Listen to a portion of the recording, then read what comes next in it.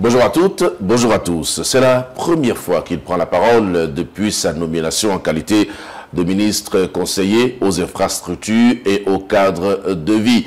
C'est aussi pour la première fois qu'il prend la parole depuis le tumulte créé par un membre de son bureau politique, notamment sur l'interprétation du FA. On parlera de ces sujets avec lui comme de beaucoup d'autres sujets. Mais le plus important à retenir, c'est que nous parlerons surtout de la politique des infrastructures sous le président Patrice Talon. Vous l'avez compris, notre invité c'est Jacques Ayadji, président du parti Moël Bénin, ministre conseiller aux infrastructures et au cadre de vie. Avec lui, nous allons donc passer ces quelques minutes ensemble et vous aurez certainement des réponses à des questions que vous vous posez depuis un moment. Monsieur Ayadji, bonjour. Bonjour Donclam, bonjour à toutes, bonjour à tous. Heureux d'être avec vous. Voilà, vous êtes depuis peu ministre conseiller aux infrastructures. On avait même entendu dire que vous étiez ministre conseiller à la gouvernance locale, mais apparemment, c'est sorti de votre dénomination. Désormais, c'est ministre conseiller aux infrastructures et au cadre de vie. Exactement. Qu'est-ce qui s'est passé? Absolument. Rien ne s'est passé. Le décret a été modifié. Vous savez qu'il y a eu un remaniement technique du gouvernement. Et ce remaniement technique a eu un impact sur le collège des ministres conseillers et donc tout a été revu un peu. Et moi je suis très à l'aise d'avoir ce portefeuille de ministre conseiller aux infrastructures au cadre de vie. Le cadre de vie c'est très clair, très carré désormais. Ce que j'ai fait depuis 2016. Donc je suis très bien dans ce rôle que je m'apprête à jouer pour faire savoir ce que nous avons fait depuis 2016. D'accord. Donc on peut retenir que vous vous sentez très bien dans la peau de ministre conseiller. Mieux que directeur des infrastructures, mieux que directeur des transports terrestres et aériens. Vous savez, il faut faire et faire savoir. En tant que successivement directeur général des travaux publics, directeur général des infrastructures, directeur général des infrastructures de transport et directeur des transports terrestres et aériens, le chef de l'État m'a fait faire. Maintenant est venu le moment de faire savoir. Et il a estimé que il n'y a pas mieux que moi pour faire savoir ce que, sous son autorité et sous l'autorité des différents ministres qui se sont succédés, ce que j'ai fait. Donc je me sens très bien dans ce rôle. Mais est-ce que cette position-là ne va pas créer un conflit d'attribution avec votre ministre au niveau justement des infrastructures et du cadre de vie? D'abord, monsieur José Tonato n'est pas un homme de conflit. Moi-même non plus. Donc il n'y aura pas de conflit. Chacun a son rôle.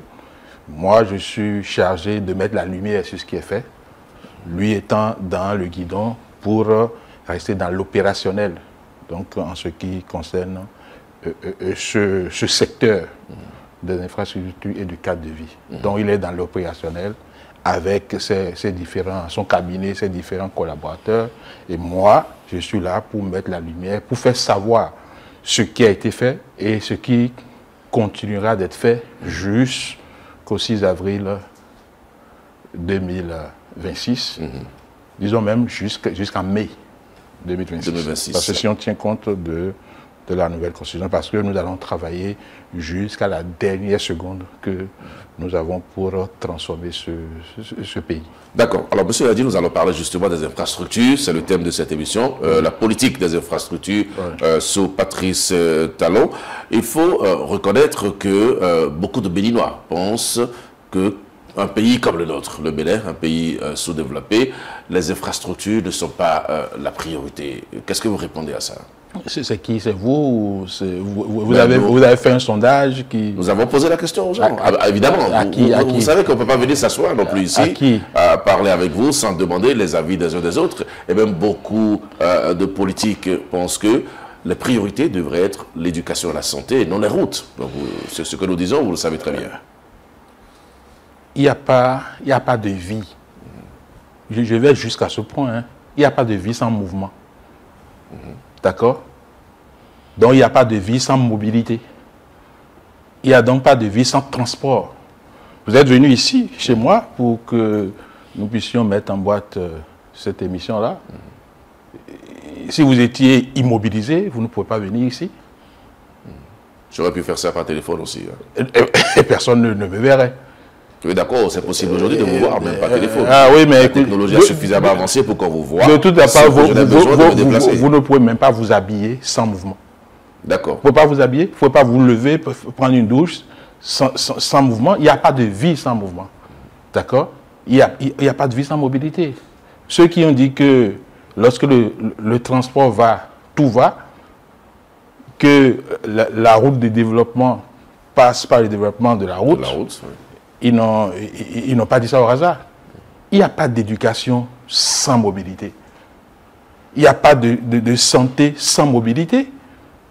Vous êtes malade, vous avez besoin d'aller à l'hôpital. S'il n'y a pas de route, vous ne pouvez pas y aller.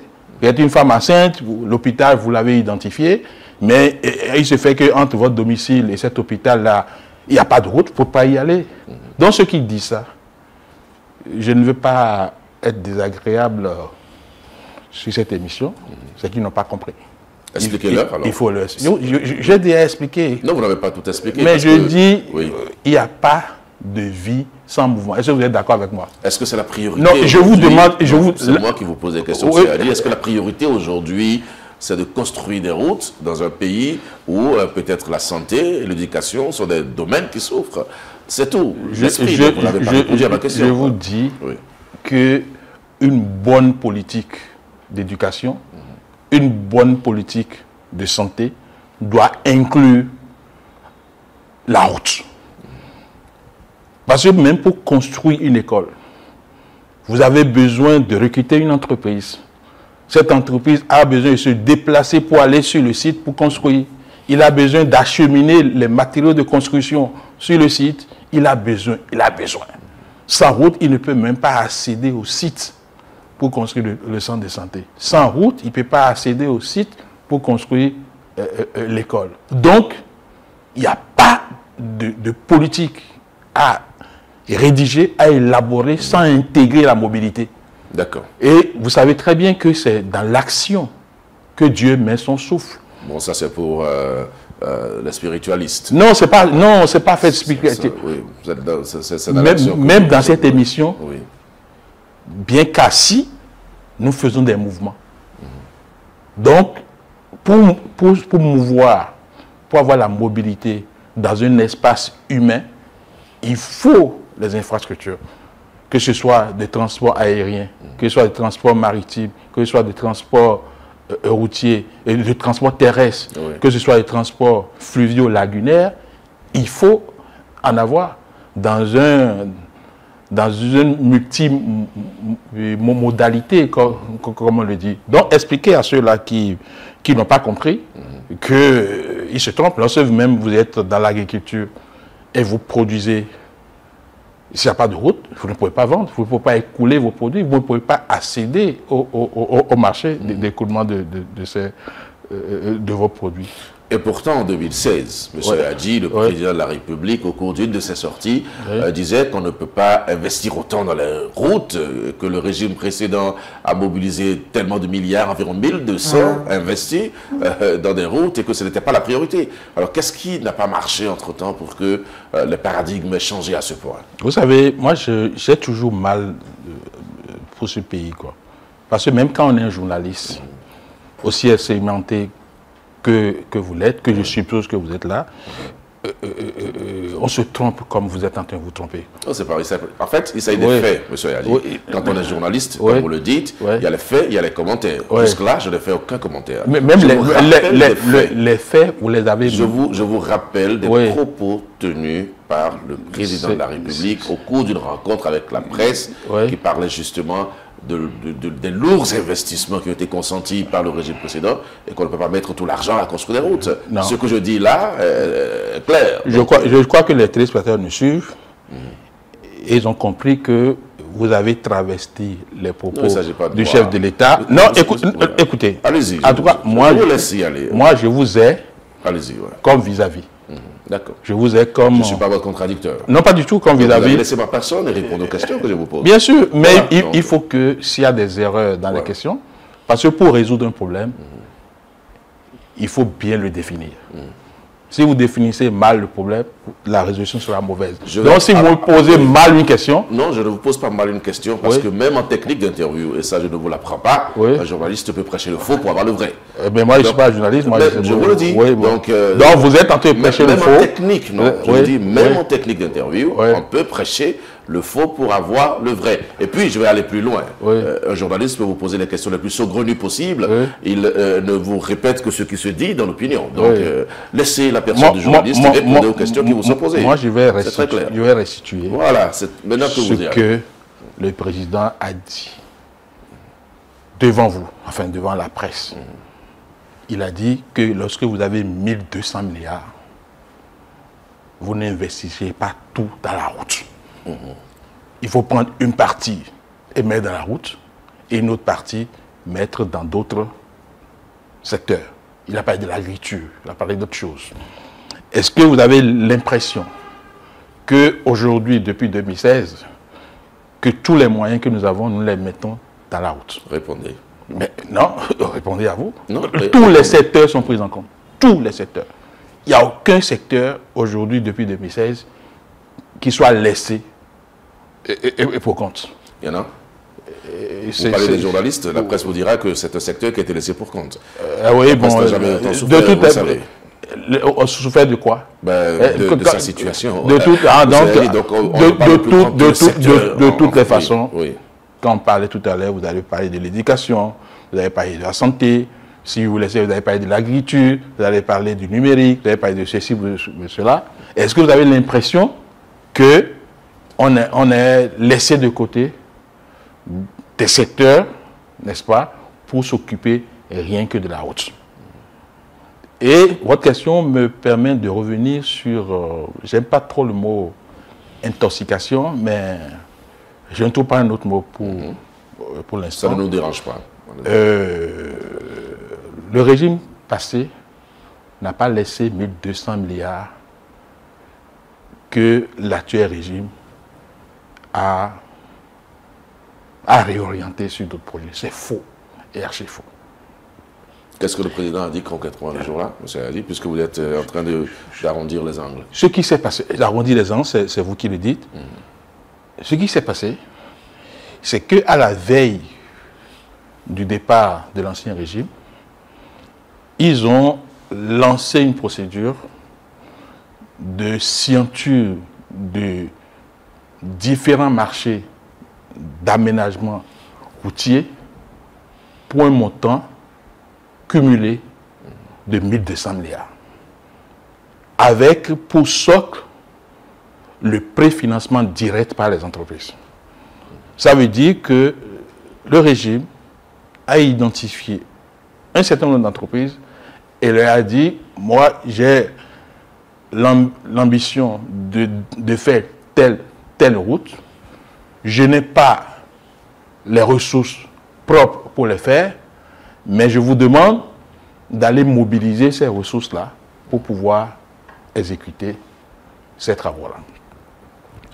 Je voudrais rappeler que dans le principe des appels d'offres, des marchés publics, un maître d'ouvrage qui lance un appel d'offres n'est pas obligé d'y donner suite.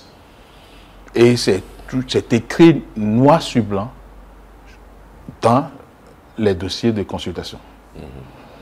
L'ancien régime n'a pas pu conduire jusqu'à terme ces procédures-là. Les entreprises ont été identifiées, elles ont pris l'engagement de mobiliser ces travaux-là. Mais le ministre Komi Kouché, mon frère Komi Kouché, qui était ministre des Finances à l'époque, n'a pas voulu approuver, authentifier ces marchés-là. D'accord. Donc ça veut dire que le processus d'attribution des marchés, des 1200 milliards qui n'existent pas, que les entreprises devraient amener elles-mêmes, ne sont pas allées. Cette procédure n'est pas allée à terme. Ok, donc là, parce on n'a que pas été mobilisé, en fait. les marchés n'existent même pas. Parce que le ministre des Finances, qui est le dernier authentificateur de ces marchés, n'a pas voulu le faire. Parce que nous avons pu, nous sommes dans l'administration. Il n'a pas voulu le faire. Il a tout fait pour échapper à cela. Selon vous, pourquoi? Eh bien, peut-être qu'il a vu que les conditions ne sont pas bonnes, les taux étaient élevés, les garanties souveraines qu'on demandait à l'État étaient trop, etc., etc. Donc, il ne voulait pas. Parce que s'il voulait, il aurait pu authentifier ces marchés, les notifier aux entreprises, et le nouveau régime n'aurait pas pu les suspendre. Donc ça veut dire que le président s'est prononcé sur quelque chose qui n'existait pas. Il ne s'est pas prononcé sur quelque chose qui n'existait pas. Quelque chose existe. Ils viennent, ils prennent le pouvoir. Et le premier dossier qu'ils doivent approuver au niveau du ministère de l'économie et des finances, c'est d'authentifier des marchés de 1200 milliards. Ce n'est pas 120 000, ce n'est pas 1 200 000, ce n'est pas 12 millions. C'est 1200 milliards. C'est 1200 milliards. Lorsqu'on demande à un gouvernement responsable qui vient d'arriver d'authentifier et de valider un dossier de cette valeur-là, on doit rentrer dedans. Mais quand nous sommes rentrés dedans, le président a estimé d'abord que le niveau des ressources à l'époque, 1200 milliards, était très important, même si on les avait. Ce n'était pas une bonne idée de laisser les différents secteurs tels qu'ils étaient pour investir dans les routes. Et d'engloutir tout. Il n'a pas dit de ne pas investir dans les routes. D'engloutir tout, oui, investir tout. D'engloutir tout dans les routes. Oui. Mais au-delà de cela, lorsque vous rentrez dans ces dossiers, vous voyez les taux énormes. Avec la durabilité des routes que nous connaissions à l'époque. Donc voilà ce qui s'est passé. Et je mets quiconque au défi aujourd'hui de sortir des marchés authentifiés dont la valeur cumulée est de 1200 milliards que le gouvernement actuel a annulé. Ça n'existe pas. Même les mêmes gouvernements, les mêmes personnes lancent des appels d'offres et décident à un moment donné de ne pas y donner suite. Donc, ce qui s'est passé, on n'a pas donné suite à un processus qui était en cours. D'accord. Mais aujourd'hui, vous avez investi combien de milliards dans les routes finalement? Mais on a investi beaucoup de milliards. Combien? Dans les routes.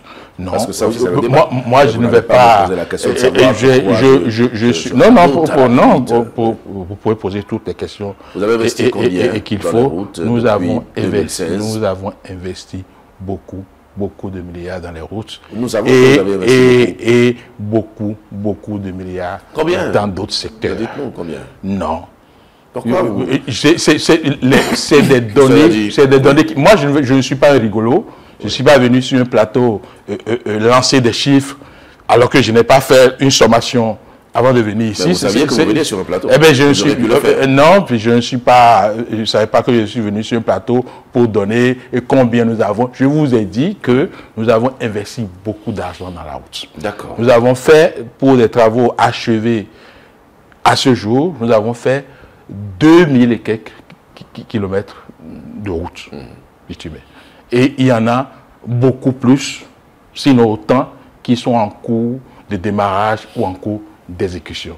Si je prends le taux moyen, le coût moyen au kilomètre que nous avons pu avoir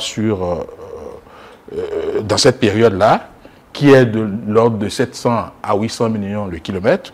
Si vous voulez faire un petit calcul, prenez les 800 millions et multipliez par les 2000 km. Pourquoi vous ne faites pas le calcul? Monsieur Gadi, en fait, je vous dis que je ne suis pas... Vous avez dit, en tant que ministre conseiller aux infrastructures et au cadre de la vie, au cadre de vie, si vous préférez, ce que vous avez à faire, c'est de mettre la lumière sur les actions et donc de ne pas être opaque sur cet nombre de chiffres. Et vous pensez que je suis opaque maintenant? Oui, sur les chiffres, vous donnez... Mais je vous ai dit... Vous nous dites, je vous ai dit... Tel nombre de kilomètres ont été réalisés, voilà les coûts. Et vous êtes le directeur de Eden TV. Oui. Et faites-moi le point des dépenses qui ont été faites au niveau de Eden TV. Jusqu'à la date de... Mais c'est la même chose. L'argent public. Non, je vous dis simplement... Vous gérez l'argent public, n'est-ce pas? Vous investissez l'argent de tous les Béninois. Bien sûr. Et donc, à un moment donné, il y a ce qu'on appelle la reddition des comptes. Bien sûr, bien sûr. On peut vous poser la question de savoir combien vous avez investi. Vous n'avez pas à être opaque autour de ça. Dites-nous, plutôt que de nous envoyer à faire des calculs. Et vous pensez que... Non, je ne suis pas un rigolo. Je continue de dire que je ne suis pas un rigolo.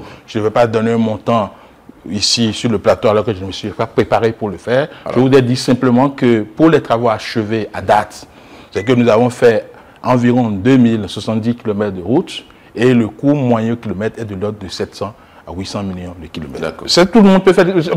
Vous pensez que 10 là, à la fin du monde, c'est opaque? À quel moment êtes-vous prêt à faire une émission sur les chiffres? On va organiser l'émission. Invitez-moi pour ça et dites-moi que je vous invite pour qu'on parle des montants et je viendrai.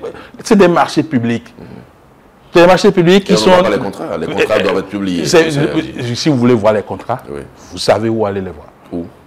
Mais il y a des gens qui sont à l'opérationnel. D'accord? Et lorsque les marchés sont attribués, il y a un journal des marchés publics. Vous pouvez aller voir ça. Mais moi, je n'ai pas de scrupule à vous dire que tel projet routier coûte tel. Je n'ai pas de scrupule à ça. Mais seulement que je ne suis pas préparé. Vous voyez, je suis venu les mains vides. Et vous pensez que moi, je vais me mettre à vous donner des chiffres qui peuvent ne pas être précis? Normalement, vous devriez. Ce que je dis là. Pour avoir été à toutes les responsabilités dont vous avez parlé au début de cette émission, M. Yadji, même à votre réveil, quand vous posez cette question, vous devez pouvoir dire. Mais je comprends que vous n'avez pas envie de donner les coûts. C'est pas honnête. Qu'est-ce qui n'est pas honnête? C'est pas honnête. Lorsque je dis j'ai acheté 100 kilos de riz et que le kilo de riz coûte 100 francs, je ne sais pas quel coût vous voulez que je donne. C'est la question récurrente que beaucoup de Béninois se posent, mais nous avons compris quand même que beaucoup d'argent, vous savez, je vais vous dire quelque chose. Vous avez dit quelque chose. Moi, je n'aime pas les monologues de ce genre. Qu'est-ce que vous voulez? Où chacun vient dire, moi, en tant que ministre conseiller aux infrastructures et au cadre de vie, j'estime que je peux venir faire des points, faire des déclarations. Mais si jamais ce que je dis là, je dis avec vous aujourd'hui, suscite des contradictions, j'aurais aimé que ces contradicteurs le fassent à ma présence. Par respect pour le peuple. Oui, mais toutes les fois que nous voulons organiser des débats contradictoires, il y a toujours des gens qui se débinent. Mais qui sont ceux qui se débinent? Quand est-ce que vous m'avez invité, moi? De votre camp, quand est-ce que vous m'avez invité, moi, à un débat contradictoire? Vous êtes prêt pour un débat contradictoire sur la question? Sur la question des infrastructures, moi, je suis prêt à un débat.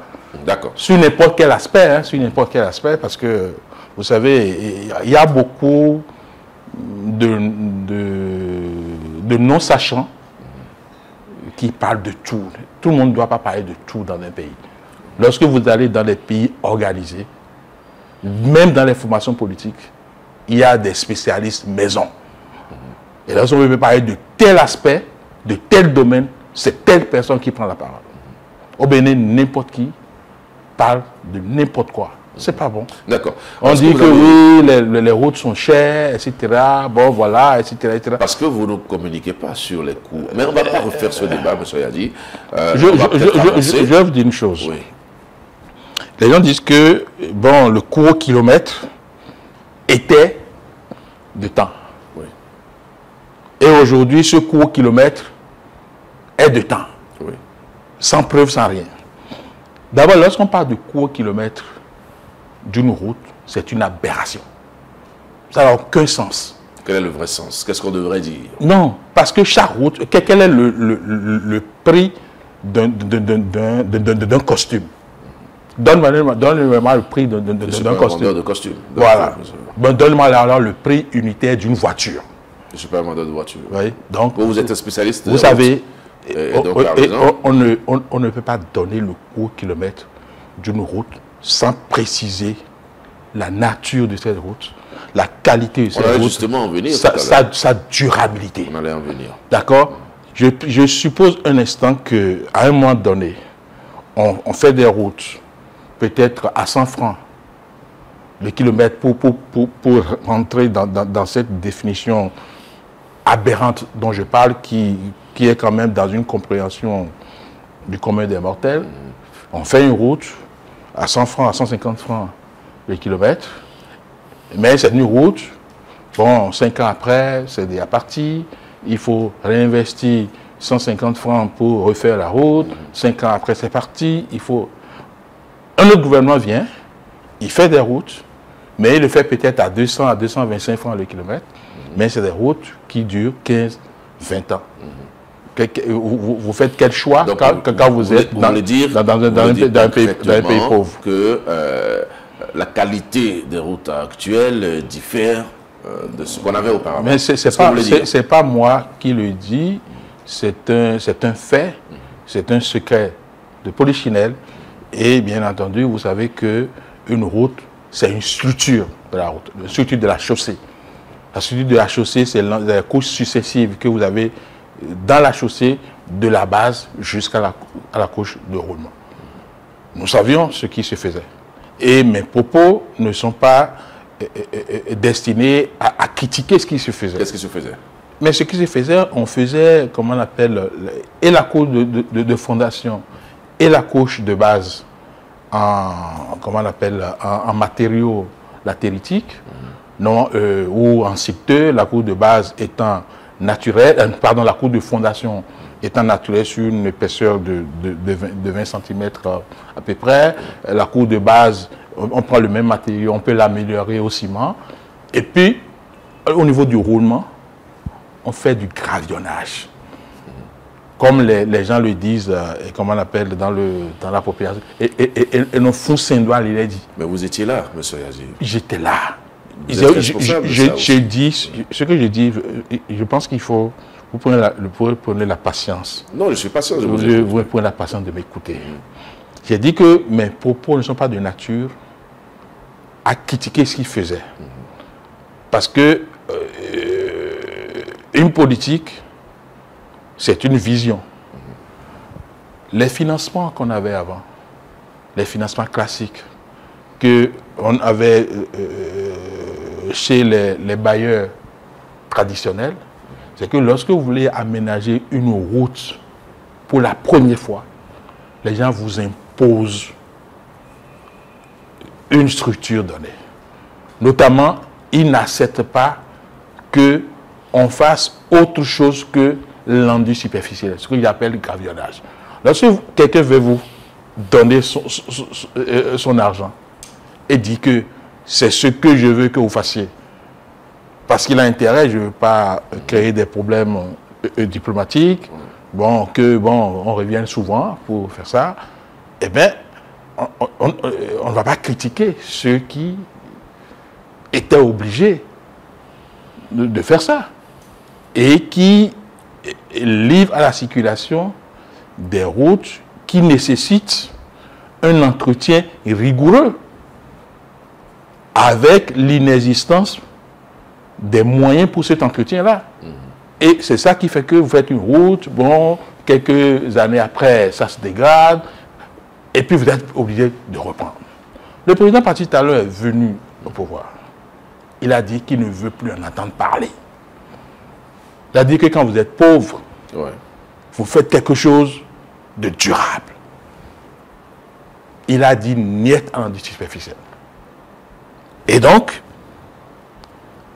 mais a trouvé une manière de contourner ses partenaires qui nous imposaient ce type d'aménagement. Aujourd'hui, il y a presque au Bénin plus de routes qui n'est pas comme couche de roulement, ce que nous appelons le béton bitumineux. Donc la qualité s'est améliorée en fait. Et en dessous de ce béton bitumineux, vous avez une couche de base qui est en grave bitume, pour la plupart. Ou, si ce n'est pas le cas, en grave concassé, amélioré au ciment, etc., etc. Et lorsque les populations voient ça, moi j'écoute des gens parler, ah mais on est allé au tribunal, vous entendez ça aussi, non? Oui, si. Donc quand on fait une route comme ça, ça va coûter plus cher, d'accord, à l'investissement, mais c'est sûr que dans la durée, c'est moins cher.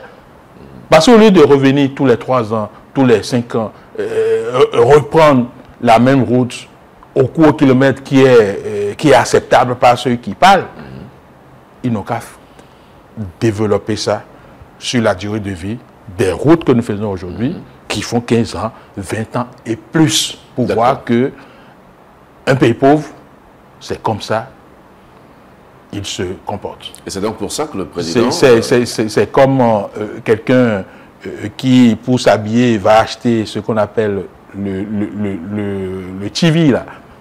Oui.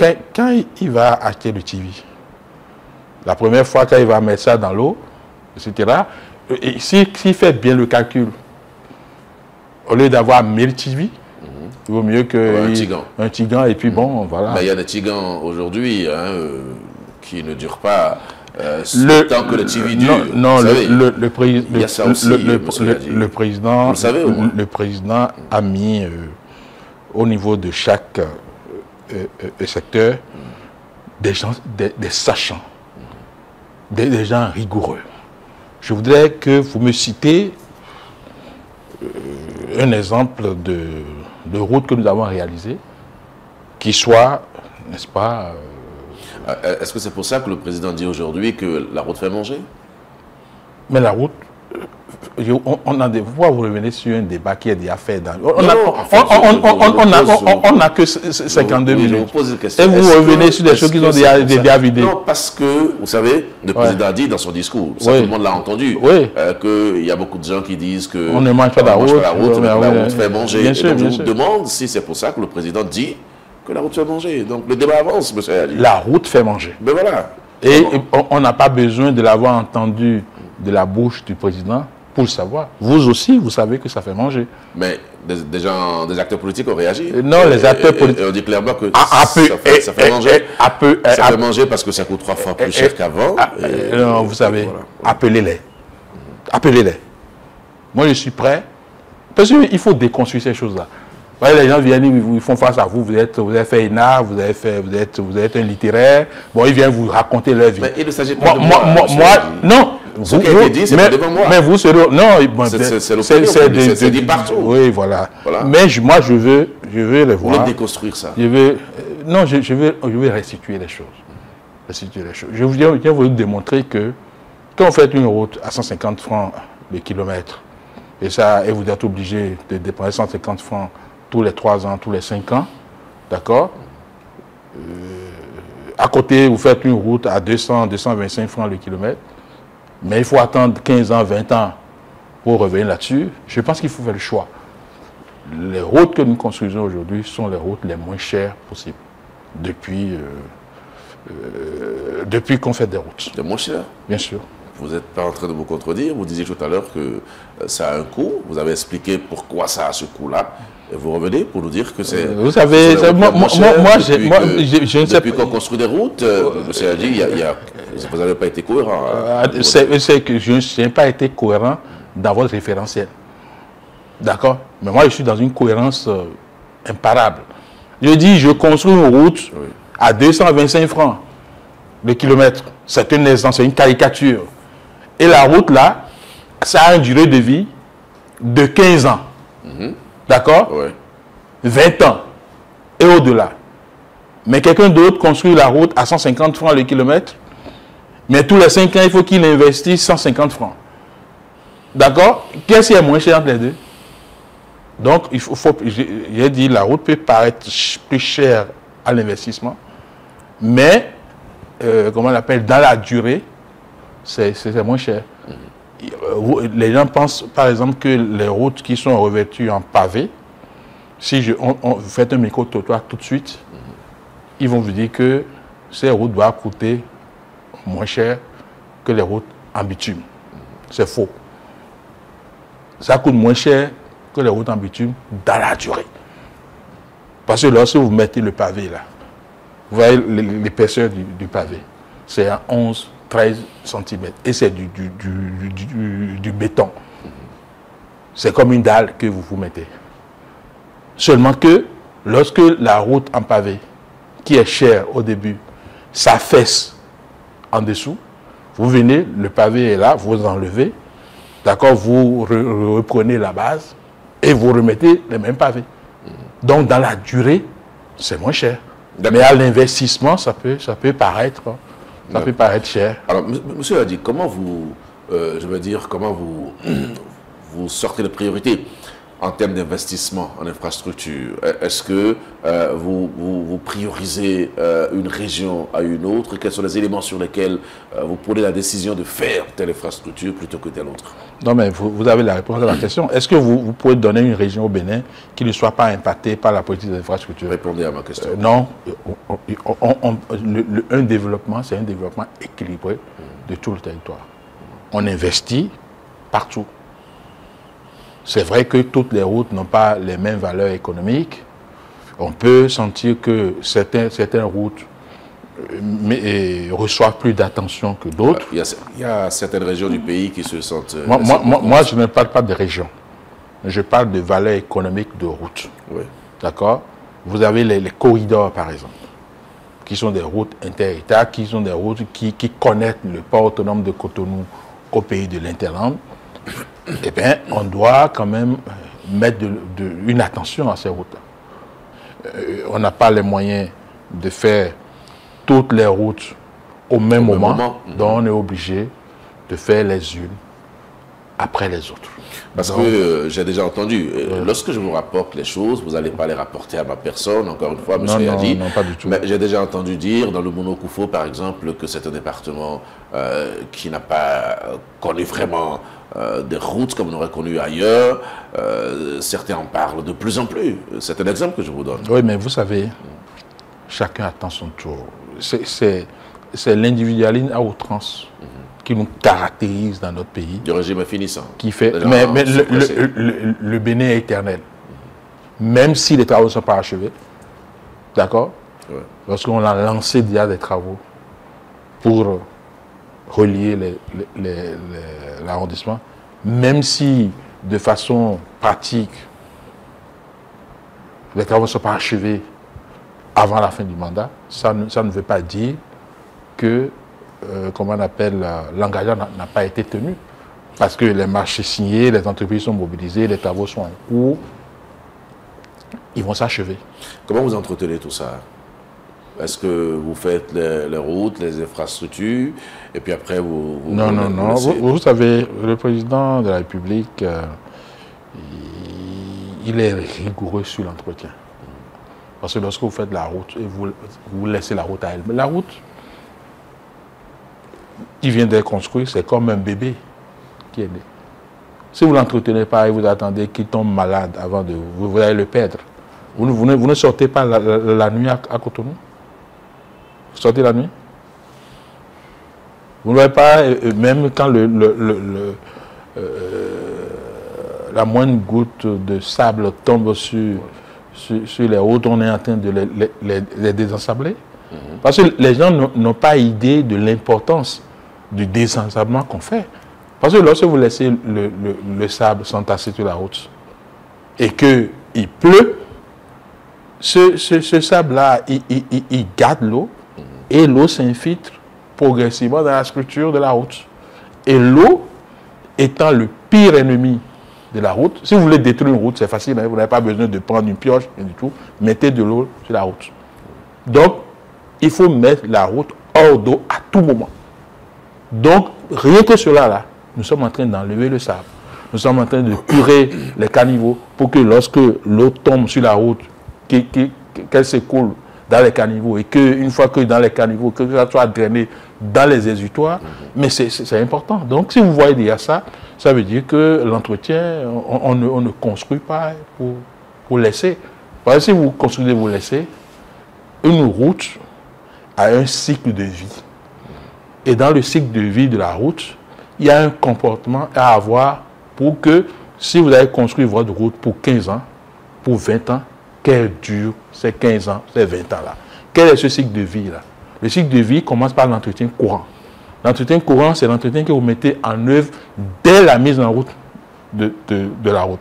Courant, ça veut dire entretien de tous les jours. Bien que vous fassiez cet entretien-là, il y a les dégradations de la route dues à l'usure. Ce n'est pas parce que vous vous entretenez tout le temps correctement que vous n'allez jamais mourir, n'est-ce pas?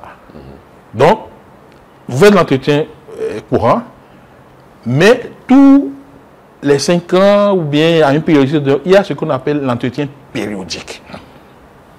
Vous faites des choses, mais ça n'empêche pas la route d'avoir de petites dégradations qui vont, etc., etc. Donc, vous revenez à une période pour venir faire ce qu'on appelle l'entretien périodique. C'est que les grandes réparations de la route.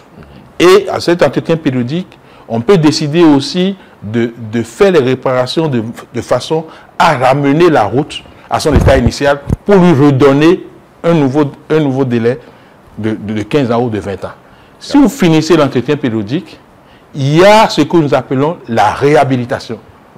Donc, quelque chose qu'on fait pour une route, ça va vivre, ça va naître, ça va vivre, on vient, on réhabilite ça. C'est ça le cycle de vie et c'est ça que nous essayons de suivre aujourd'hui. Et nous sommes en train de mettre en place une stratégie de l'entretien routier qui va consister à confier déjà l'entretien des routes-là à l'entreprise qui a réalisé la route initialement, contre un forfait. Parce qu'il ne s'agira pas de revenir sur le terrain chaque fois mesurer les travaux qu'il a exécutés pour la payer. Mais on dit, monsieur l'entrepreneur, vous avez réalisé la route, nous venons de recevoir, de réceptionner cette route dans cet état-là. Moi, je vais venir sur le terrain tous les 6 mois, tous les ans. Si je retrouve la route dans le même état, je vous donne tant. C'est-à-dire, je ne calcule rien. Il suffit que je revienne retrouver la route dans le même état initial. Et je vous paye. Donc, l'entrepreneur qui veut réaliser la route à la base, et c'est qui sera de sa responsabilité de faire cet entretien moyennant ce paiement forfaitaire, d'abord, il va s'appliquer dans la réalisation de la route initiale, ne pas laisser des vices cachés qui vont se révéler après. Parce que quand ça se révèle, c'est encore lui qui va se hâter pour la réparer sans paiement. À ses frais, donc. À ses frais, avant l'échéance qu'on a fixée. Si je dis la route est reçue, nous sommes en janvier 2025, et je dis qu'en octobre 2025, je viendrai regarder la route pour comparer son état à l'état dans lequel il était en janvier, et que l'entreprise qui a réalisé les travaux a laissé des vices qui se sont... Il a oublié de courir pour remettre ça en ordre avant que, en octobre, nous venons voir ça. Donc voilà toute une politique d'entretien que nous avons.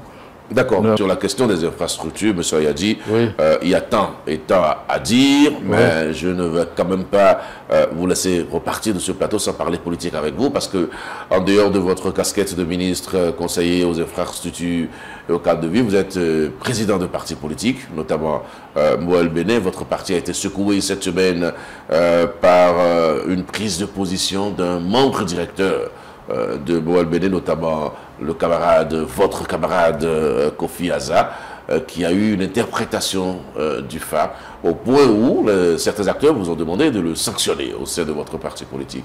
Pourquoi depuis vous êtes resté silencieux sur la question? Je crois que vous êtes en train de vous tromper d'interlocuteur sur ce plateau-là. Vous avez en face de vous, si vous l'avez oublié, en face de vous le ministre conseiller aux infrastructures au cadre de vie. Le président de Mais vous n'avez pas le président de Moël Bénin en face de vous. Oh, vous voulez vous débiner, M. Yadi? Non. Sur des questions politiques, vous passez à côté comme ça. Non. Je vous ai toujours dit, dans les médias, dans la presse, que je n'aime pas le mélange des genres. En fait, on retient que vous n'avez pas envie de vous prononcer. Non. Si vous voulez qu'on parle de Moël Bénin, invitez le président de Moël Bénin, qui pourra faire n'importe quel débat avec vous. Oui, mais votre parti a été abondamment cité. Et ailleurs, vous étiez peut-être pas ministre, mais vous étiez aussi directeur général. Mais chaque fois que membre de votre parti est passé à côté, vous avez sanctionné, vous avez abondamment communiqué. De toutes les façons, pourquoi aujourd'hui vous voulez... vous avez un ministre conseiller de la République en face de vous, vous n'avez pas un partisan en face de vous. C'est au nom du parti que vous êtes allé au conseil. De toute façon, c'est le parti qui a envoyé le ministre conseiller. Une fois que, quelle que soit la procédure qui a conduit à mon positionnement en qualité de ministre conseiller, aujourd'hui je suis ministre conseiller. Et je ne suis pas ministre conseiller de Moelle-Bénin, je ne suis pas là pour faire les routes de Moelle-Bénin. Donc en fait, ne vous trompez pas d'interlocuteur. Que pensez-vous de ce que M. Azar a dit? Interrogez le président de Moelle-Bénin. Donc j'interroge le citoyen, alors, si vous voulez. Qu'est-ce que vous pensez de ce que M. Azar a dit, de l'interprétation? Vous avez vu d'ailleurs à la cérémonie, à la grande cérémonie Vaudou, M. Yadi, il y a eu déjà, M. Azar a parlé au cours de cette cérémonie, il est revenu après repréciser un certain nombre de choses. Je laisse de côté son appartenance à votre parti politique et je vous demande ce que vous pensez de ce qu'il a dit. Et aller interroger le ministre conseiller en charge de ces questions-là. Vous avez une position sur l'actualité politique. J'étais à Ouida, dans le collège des ministres et ministres conseillers. Et donc c'est en cette qualité que j'étais là-bas. Donc moi je ne veux pas mélanger. C'est ce que vous faites et les acteurs politiques se trompent. Vous avez suivi quand même ce qu'il a dit? Le mélange des gens, c'est pas l'affaire de Moelle-Bénin. Vous avez suivi ce que M. Azar a dit? Le mélange des gens, ce n'est pas l'affaire de Moelle-Bénin. Et je voudrais que vous vous rappelez que vous avez en face de vous le ministre conseiller en charge des infrastructures et du cadre de vie, et non le ministre conseiller en charge des activités de Moelle-Bénin. Donc en fait, vous ne voulez pas parler politique, concrètement? Parce que j'avais prévu que nous parlions des assises nationales, j'avais prévu également que nous parlions de la révision du code électoral, de la relecture du code électoral, du fichier électoral. Vous ne voulez parler de rien de tout ça? Nous sommes entendus pour que vous receviez le ministre conseiller en charge des infrastructures du cadre de vie. Si vous avez des questions liées au code électoral, il y a des questions liées à la révision de la Constitution, vous avez des questions liées aux failles et autres, appelez les ministres conseillers ou bien les ministres qui sont en charge de ces secteurs-là. Vous n'avez souvent pas l'habitude de fuir des questions, M. Yadi. Je n'ai pas fui une question. Vous êtes toujours connu, prêt à répondre à toutes les questions, mais là, non, je ne veux pas faire de mélange des gens. Et je vous ai souvent dit ça, et vous n'êtes pas seul. Si vous faites un petit sondage au niveau de la presse, vous allez constater que si on m'invite en tant que directeur, je refuse toujours d'aller en politique. C'est de la responsabilité. Donc M. Azar peut continuer à dire tout ce qu'il veut. Ça ne vous dérange pas? Allez interroger Moelle-Bénin. N'interrogez pas le ministre conseiller en charge des infrastructures et du cadre de vie que je suis en face de vous. D'accord, je constate que les téléspectateurs avec moi, les auditeurs également avec moi, que vous n'avez pas voulu répondre à cette question. Non, mais c'est que vous posez une question qui concerne une organisation politique qui n'est pas en face de vous. Mais je suis même allé au-delà. J'ai dit, laissons même le côté politique. En tant que citoyen, Jacques Ayadi, il y a une personnalité qui s'est prononcée sur un 3e mandat. Vous êtes un acteur politique, qu'on le veuille ou pas. Qu'est-ce que vous pensez de ça? D'abord, moi, je n'ai pas entendu ça. Vous n'avez pas entendu? Non. Qu'est-ce que vous avez entendu alors? Je n'ai rien entendu. Donc, moi, je n'ai pas entendu ça. Donc, le citoyen dont vous parlez n'a même pas entendu ce que vous dites là. Donc, c'est vous qui me donnez cette information. Ok, on aura compris. Tout le monde aura compris. De toutes les façons, vous aurez certainement l'occasion de revenir parler de ça. Oui, si vous voulez vous inviter le président de Moelle-Bénin, vous invitez Moelle-Bénin. D'accord. Et Moelle-Bénin pourra vous envoyer qui il veut pour parler de ces questions. Une dernière question, puisque vous insistez sur les infrastructures et sur les mobilisations de ressources. On a constaté que les mobilisations se poursuivent toujours, alors qu'à un moment donné, notamment sur la façon de voir du régime de la rupture, c'est qu'à presque quelques mois de la fin de mandat, on ne doit plus continuer à faire des investissements ou des mobilisations qui engagent un État. Ça n'a pas cessé, monsieur. Quand est-ce que le régime de la rupture a dit ça? vous dites? Quand est-ce que le régime de la rupture a dit ça? Pas suivi ça non plus. En fait, aujourd'hui, vous ne suivez rien. Non, comment ça? Comment je suis? Vous pensez que lorsqu'on donne... Il y a eu à un moment donné, on nous a dit clairement dans ce pays que quand on est à la fin du mandat, presque à la fin, on ne doit plus continuer à faire de lourds investissements. Et vous pensez que lorsque vous êtes à plus d'1 an de la fin d'un mandat, vous êtes à la fin? On est à moins d'un an. On n'est pas à moins d'1 an. Vous vous trompez. Nous ne sommes pas encore en mai là. Vous voulez attendre mai pour savoir qu'on est déjà à moins d'1 an? Oui, nous ne sommes pas encore en mai. En octobre 2025, on doit déposer les candidatures pour l'élection présidentielle. Donc on saura qui est qui, ce candidat, et c'est dans quelques mois. Le président de la République a eu un mandat pour 5 ans. Il fait tout ce qu'il peut faire jusqu'à la dernière seconde de son mandat. Donc je ne sais pas pourquoi vous voulez faire la polémique sur la mobilisation. Si le Bénin a aujourd'hui une ceinture au niveau international, ça fait mal à qui? Si vous avez un ministre des Finances, Omian Wadaï, pour ne pas le nommer, qui a un réseau, qui a la capacité, qui a tout ce que nous savons de lui et qui ont même fait de lui le meilleur ministre des Finances d'une région donnée, et pourquoi vous ne voulez pas qu'il mette ses qualités au service de son pays pour que nous trouvions des ressources pour régler les problèmes que nous avons? Vous devez remercier Robiad, le ministre Wadaï, pour ce qu'il fait, parce qu'aujourd'hui, vous mettez moins de la main à la poche pour réparer votre véhicule. Vous devez remercier le président de la République, parce que vous mettez moins la main à la poche pour réparer votre véhicule, parce que vous avez des infrastructures de qualité. Vous ne changez plus vos rotules et à tout moment, vous ne faites plus des heures et des heures pour parcourir de petites distances. Ça vous fait des économies sur la carburation de vos véhicules. Donc tout ça là, il faut saluer cela. Plutôt que de tourner en dérision pour dire oui, on est à la fin, on doit pas. On doit arrêter de vivre, parce que si aujourd'hui le président dit oui, bon, il me reste moins d'1 an, quand vous êtes en train de dire, parce que vous avez vos yeux rivés sur le mois d'octobre 2025, et il dit bon, je laisse tout. Vous serez d'accord avec lui? Monsieur Yadi, je vais vous laisser conclure l'émission parce que j'ai le sentiment que je ne peux plus rien tirer de vous. Vous contournez mes questions et vous allez regarder droit dans votre caméra et mettre un terme à notre entretien. Moi, je ne voudrais pas que vous ne soyez pas honnête. Je n'ai pas contrôlé des questions. J'ai répondu à toutes vos questions, à toutes les questions que le ministre conseiller aux infrastructures, au cadre de vie, peut répondre, mais j'ai refusé le mélange des genres. J'ai refusé que vous me considérez sur votre plateau comme le président de Moël Bénin. D'accord. Même si je le suis, je ne suis pas ici en tant que tel. Et donc, à Moël Bénin, c'est la discipline. Et donc, ce n'est pas parce que je suis le président que je suis le patron, je suis le propriétaire du parti. Et aussi oublié d'aller tenir des propos au nom du parti partout et n'importe comment. C'est ce que j'ai refusé. D'accord. Cela dit, je suis très heureux de faire cet exercice avec vous. Je vous félicite d'ailleurs. Vous savez que les militantes et militants de Moël Bénin ne vous aiment pas beaucoup parce qu'ils estiment que vous, comment on appelle, vous me faites souffrir sur le plateau. Mais moi j'adore votre manière de faire, d'interroger les gens parce que c'est vif, ça permet de tirer de l'invité ce qu'il a. Si quelqu'un n'a pas de contenance, n'a pas de consistance, je ne lui conseille pas de venir sur votre plateau et je vous félicite pour cela. On a fait un débat, j'ai essayé de mettre la lumière sur certaines choses et c'est ce que je vais commencer par faire jusqu'à la fin du mandat. Vous me verrez partout dans le pays.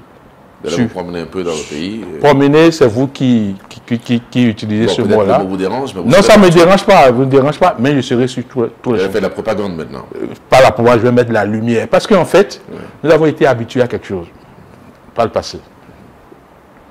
On réunit le peuple, on lui met de l'eau à la bouche, on ne fait rien. D'accord? On fait savoir au peuple qu'on veut faire ce dont on est sûr qu'on ne veut pas faire. Okay. Aujourd'hui, c'est le contraire. Le président de la République a interdit la propagande Mais c'est ce que vous allez faire, finalement. D'accord? Du début, parce que pendant que vous êtes en train de travailler là, travaillez d'abord. D'accord. Maintenant, vous avez fini de travailler. Donc, il a dit, faites. Okay. Donc, nous avons fait maintenant. Et le moment de faire savoir est arrivé. Ce moment de faire savoir est arrivé. Et le président n'a même pas voulu démobiliser ceux qui sont dans l'action. Il a fait appel à d'autres personnes pour mettre la lumière sur ce qui est fait. Donc, les mini-conseils ont été mis en place pour faire savoir maintenant. Nous avons fait savoir. Et moi, mon rôle, c'est de faire savoir ce que nous avons fait dans le domaine des infrastructures et cadre de vie. Et vous ne serez pas déçus. Donc, vous ne parlerez plus politique. Pourquoi je ne vais parler plus politique? Je suis président de parti politique. Mais ce que je dis, je ne serai pas sur un chantier en train de faire mon travail de mini-conseil aux affaires, aux infrastructures et au cadre de vie et mélanger ça avec la politique. On va vous suivre. Hein. Mais suivez-moi. D'abord, ce que je dis, vous faites semblant de l'avoir entendu pour la première fois, alors que c'est tout juste ce que je vous ai dit. Et il n'y a aucun journaliste qui m'a interrogé au Bénin ici, à qui je n'ai pas refusé de faire mélanger des gens.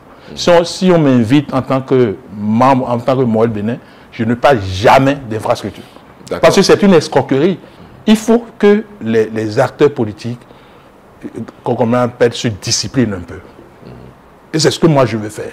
Vous m'invitez en tant que président de Moël Bénin, je ne dirai pas un seul mot sur les infrastructures. Vous allez tout faire, je ne le dirai pas. Mais vous m'invitez en tant que ministre, conseiller des infrastructures, je parlerai rien que de ça. Mais je vous ai reçu en tant que président de Moël Bénin. Oui, vous avez parlé des routes, des infrastructures et tout ça. Donc c'est difficile je vous dis simplement de sortir cette bande et de la jouer. Oh, je me connais. Oui, je sais ce que je vous invite en tant que président de Moël Bénin et que je fais le point des actions du gouvernement, je parle des routes et tout ça, vous en parlez. Mais si je veux montrer en tant que président de Moël Bénin que le gouvernement que je soutiens fait d'efforts dans tel et tel domaine et qu'il mérite d'être soutenu dans ce domaine, je le ferai dans ce cadre. Mais je ne viendrai pas dans une émission avec vous en tant que président de Moël Bénin ou bien membre de Moël Bénin, vous parlez de route qui part d'un point A à un point B, ça coûte tel, c'est voilà, ça structure, voilà, je ne le ferai pas. Nous nous sommes compris. Merci à vous. Donc, non mais j'étais en train de conclure, mais vous m'avez fait chose là. Donc je vous ai remercié. Je remercie également les téléspectateurs pour l'attention et l'écoute qu'ils ont pour me suivre. Et je voudrais aussi lancer mon appel. Vous savez, je n'aime pas les monologues. Moi, je n'aime pas peur des débats. Je voudrais souhaiter que dans le domaine qui est le mien, dans le domaine infrastructure et cadre de vie, ne sommes pas Dieu. On peut faire des choses perfectibles. S'il y a des critiques, nous les recevons. D'abord, c'est le rôle aussi des mini-conseillers de mettre la lumière sur ce qui est fait et de recueillir les avis des usagers, les bénéficiaires pour améliorer. Mais si quelqu'un pense qu'il y a des choses à contredire dans mes propos, moi je suis ouvert. Ma seule demande, c'est que ça se fasse en ma présence. D'accord. Pour que nous puissions, dans les échanges, avoir du respect pour le peuple, ne pas embrouiller ce peuple. Donc si vous pouvez passer ces informations-là, moi je suis très heureux de faire ma mission, Rosa, et je ne peux pas finir sans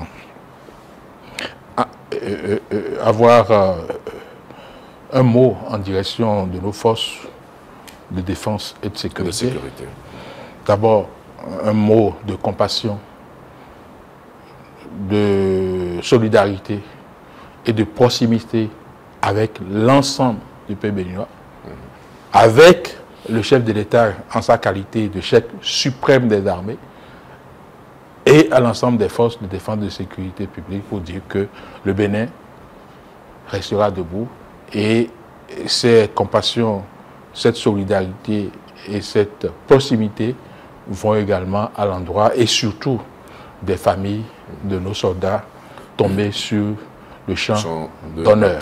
D'accord. Merci beaucoup. Merci, monsieur Jacques Ayadji. Je vais rapidement dire que je vous ai reçu sur ce plateau en qualité de ministre conseiller aux infrastructures et au cadre de vie. Vous avez tenu à rester dans les limites strictes de vos attributions actuelles. Mesdames et messieurs, l'appel a été lancé également à l'attention de toutes les forces politiques qui souhaiteraient contredire monsieur le ministre conseiller sur les domaines relevant de ses compétences. Donc ce plateau vous est offert, d'autres plateaux également si vous marquez la disponibilité de venir vers Eden Télévision qui vous remercie pour votre aimable attention. Je vous retrouve dimanche prochain si Dieu le veut pour un autre numéro de cette émission. En attendant, bon appétit à chacun. Mais c'est pas... vous avez fait l'émission pour faire croire aux téléspectateurs qu'il n'y a que le volet infrastructure.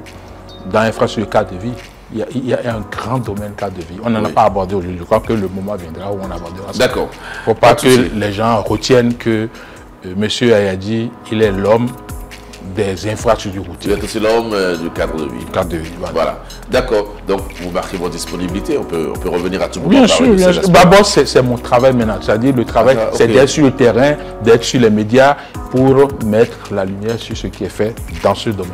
D'accord. Et vous refusez la propagande. Merci à chacun et à tous. À dimanche prochain.